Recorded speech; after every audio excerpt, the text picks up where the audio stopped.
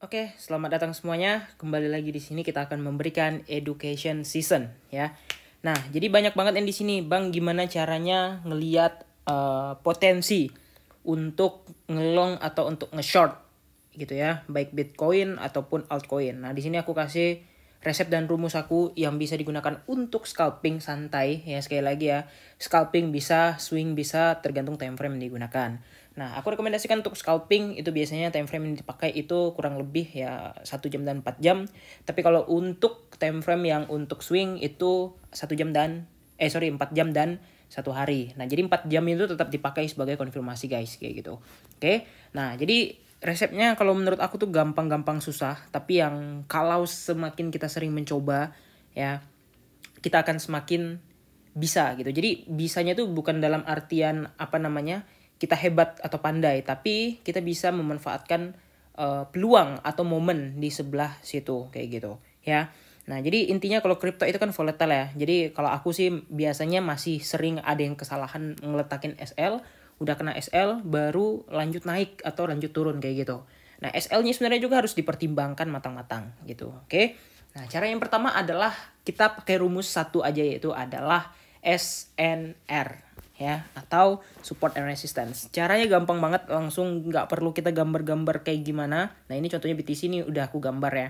Nah, tapi ya kalau kita mau hapus pun sebenarnya nggak masalah. Oke, caranya gimana? Langsung aja kita gambar, kita pakai indikator bantuan. Di sini langsung kita ke My Script, kemudian kita pilih Smart Money Concept ya.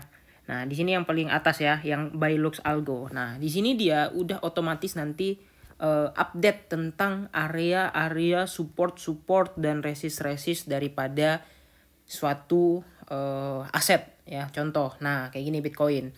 Nah, jadi intinya dia udah ngegambar ya, kalau merah di situ resist ya. Kalau biru adalah support. Nah, intinya gampang banget ya. Misalnya uh, kalian pergi ke 4 jam melihat kayak gini, kayak gitu. Cuman di sini kan udah kelihatan jelas ya bahwa di sini adalah supportnya, di sini adalah resistnya. Untuk range yang cukup dekat, yaitu adalah range sekitar, kita lihat dulu ini range-nya kurang lebih dari sini ya sampai ke atas ini kurang lebih ya sekitar 3,5% sampai 4% kayak gitu. Jadi artinya itu masih cukup banget untuk main scalping ya. Nah, kemudian kalian lihat lagi untuk time frame 1 jam ya kalau kalian mau scalping di 1 jam. Nah, tapi kalau pakai indikator ini harus benar-benar perhatikan yang namanya adalah candling. Jadi candling kita tuh harus matang kayak gitu ya. Nah, jadi semakin kita kecilkan di sini makin jelas ya. Kalau untuk 1 jam tadi kan udah lumayan 4% ya. Tapi kalau di sini kita perhatikan ya. Nah, ini mulai kelihatan kayak gini. Dia semakin menyempit. Kenapa? Di atas resist, di bawah support yang range-nya tadi sekitar 4%, sekarang kurang dari 1%. Kayak gitu. Nah, jadi ini kalau kalian lihat range kayak gini, ini masih terkategorikan sebagai sideways. Jadi nggak ada harapan kalau kalian mau scalping di sideways. Kayak gitu. Nah, jadi intinya kalian harus mencari range-nya yang luas kayak gitu ya. Nah, jadi kayak gini kalau kalian lihat potensi adalah mencari yang namanya OB atau order block.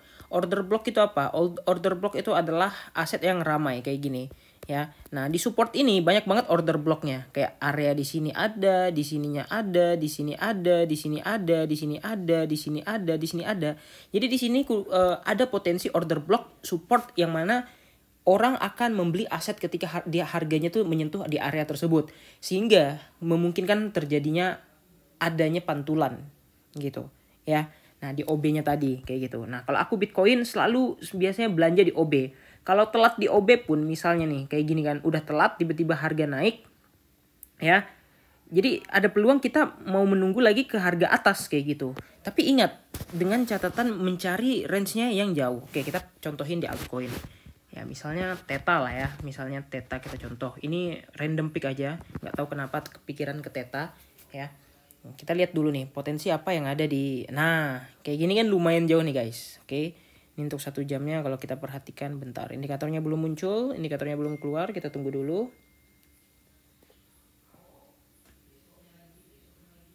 Nah, ini kalau kita lihat kayak gini modelannya ini udah jauh banget dari resistance-nya, dan ini udah potensi ke arah trennya itu adalah bearish. Jadi ini kurang cocok untuk dimainkan atau di scalpingkan kayak gitu. Oke.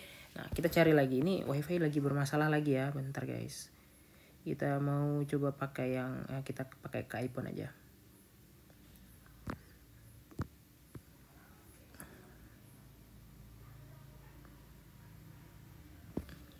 Nah, oke. Nah, udah sampai di sini, kita akan mencoba lagi ke selanjutnya. Altcoin apa lagi ya? Contohnya adalah Koti misalnya ya. Ini sama jelek semua jaringan. Nah, kita akan mencoba melihat apa namanya. Nah, kayak gini. Ini 1 jamnya bagus banget ya. Kita tinggal ngelihat potensi resistnya di daerah mana. Ini untuk 1 jam. Kelihatan dia udah memantul dari area support. Nah, di sini nih OB atau yang kita sebut sebagai order block. Di sini juga lumayan banyak OB-nya. Dan ini terkategorikan bullish sebenarnya ketika di 1 jam. Tapi kalian juga harus memperhatikan potensi resistnya. Nah, resistnya di sini ada resist juga, guys. Nah, di sini tuh ada resist juga. Nah, kita tinggal lihat price actionnya kalau mantul di resist ini kayak gimana, kayak gitu, ya. Nah, jadi kalau misalnya indikator bantuannya adalah short kayak gitu, apa namanya? Nah, indikator bantuannya tuh kayak gini, ya. Kalian bisa lihat ada bear div, ada RSI-nya ada bear div, itu kemampuan itu adalah potensi untuk nge-sell. Nah, tapi kalau misalnya kelihatan 1 jamnya cakep kayak gini, ini biasanya nih ya, dia akan ngejar dulu resist terdekatnya, yaitu kalau digambar itu di sini. Nah, ya, digambar itu di sini guys. Jadi ada kemungkinan dia akan ngejar ke sini. Nah, bisa nggak di scalping long kan? Bisa aja, tapi RSI-nya tinggi dan ini beresiko. Catatan, kalau kalian mau ngelong, itu RSI-nya minimal di bawah 50. Ya, nah, misalnya ini kan kayak gini. Nah, jadi ada dia kemungkinan dulu untuk turun. Nah, turunnya ini kalian gambarkan aja, kalian lihat nanti di 1 jam gimana. Nah, jadi saran aku adalah kalian lihat RSI-nya di level berapa. Ngelong terbaik kalau menurut aku sih ketika yang RR-nya gede ya. Bisa aja sebenarnya kalian ngelong ketika udah di atas 50.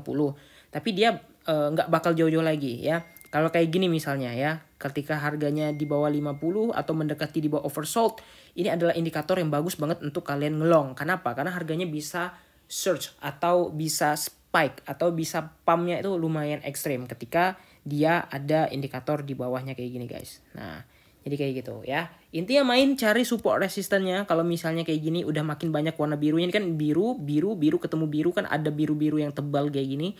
Ini artinya udah terkategorikan OB atau support yang cukup kuat. Tapi sebenarnya OB itu bisa kemungkinan jeblos juga atau order block ya.